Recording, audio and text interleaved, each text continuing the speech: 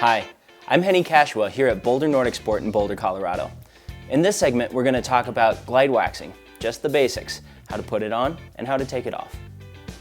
So let's get started. First thing we're going to do is take our ski. This has been out and been skied on a few times now.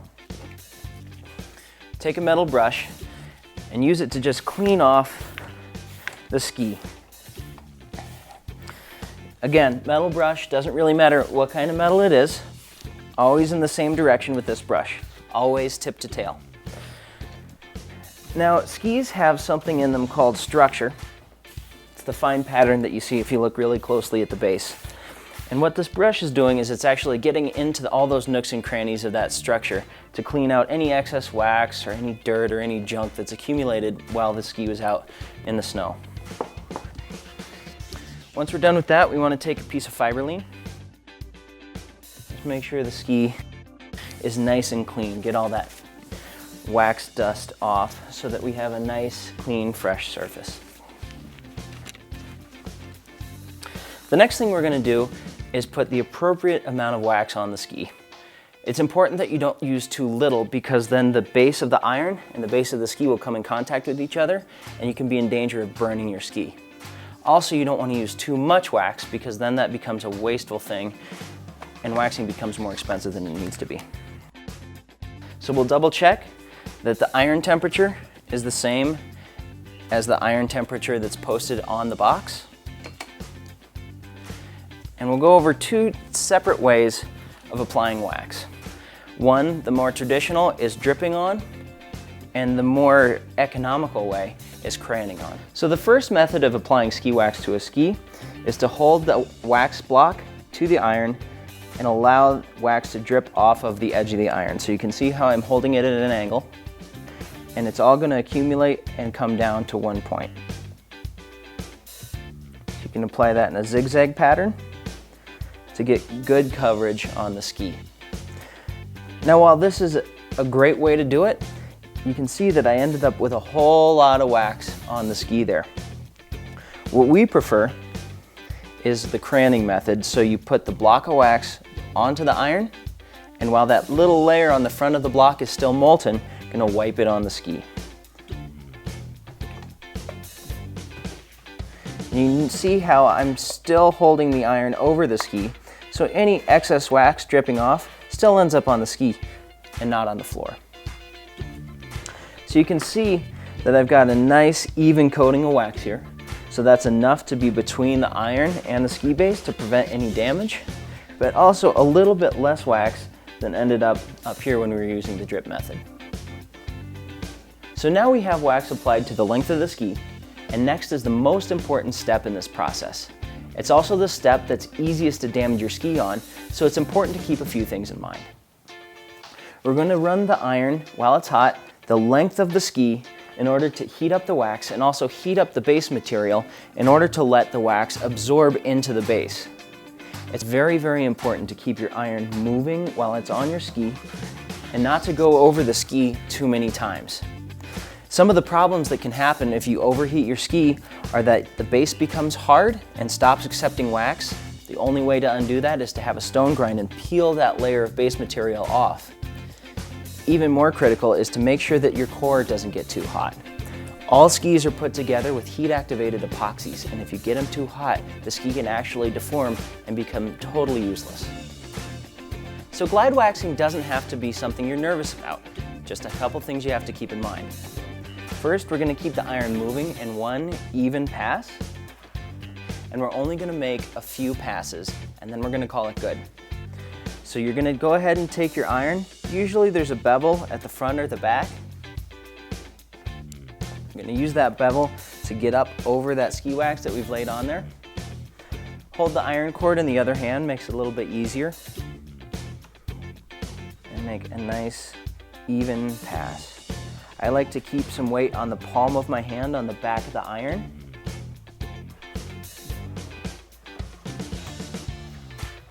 And done. You might see there's a couple spots that you didn't get good coverage on. That's okay, we're gonna take care of that next. Just do one more nice even pass on the ski.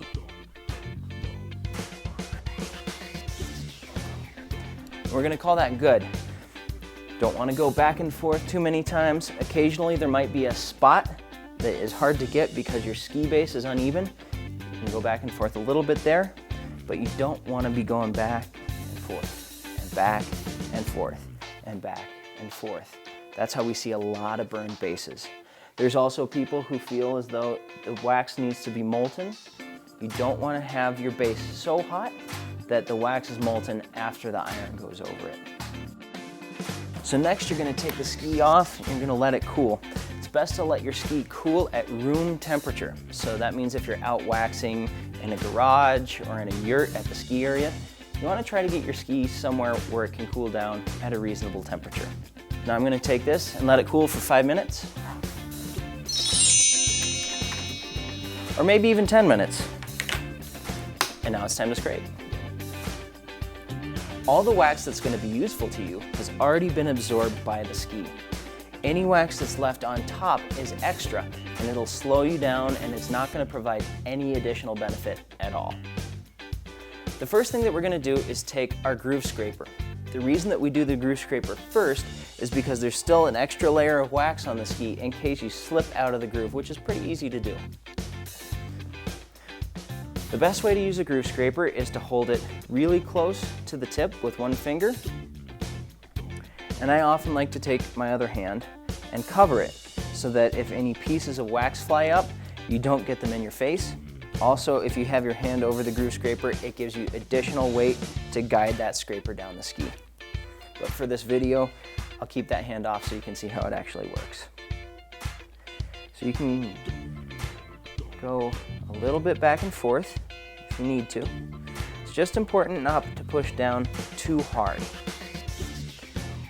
Pushing down too hard can lead to little slips, and if you're pushing really hard when you're using the groove scraper and you slip off the side, you can actually leave a mark in the ski. Some people also like to use the groove scraper when the wax is still hot.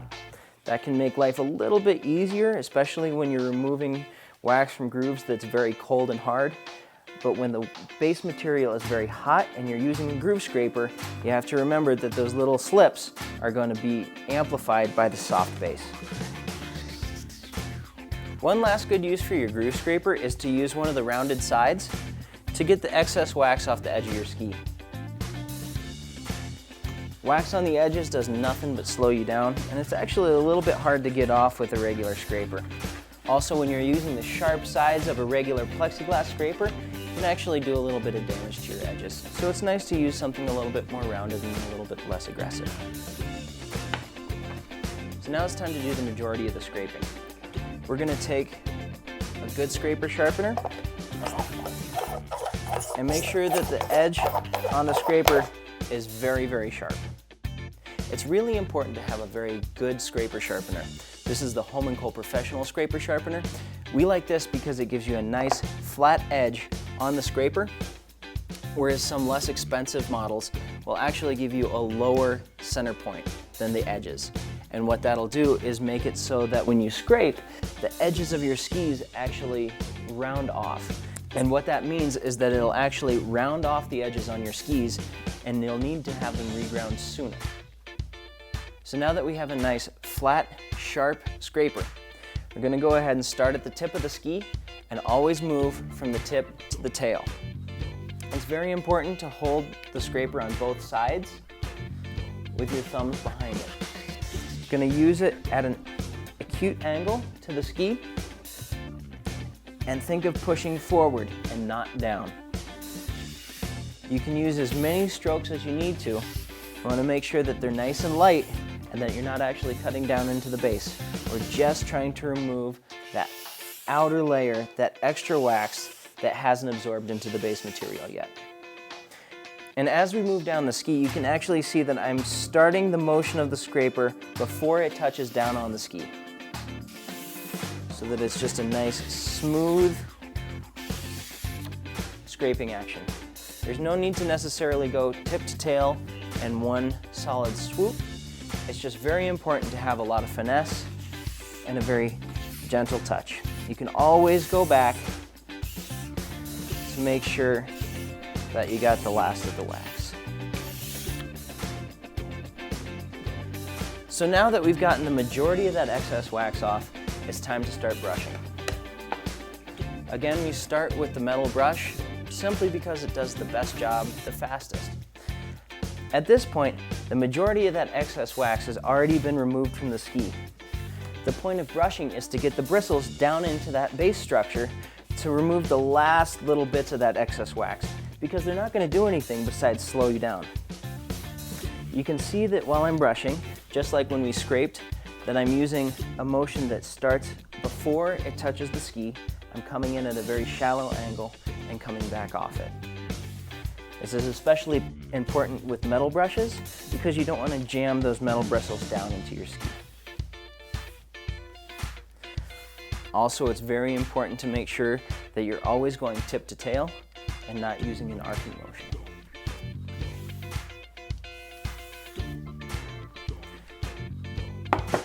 Now the next step is to take a good look at your ski to make sure that you've gotten all that excess wax off.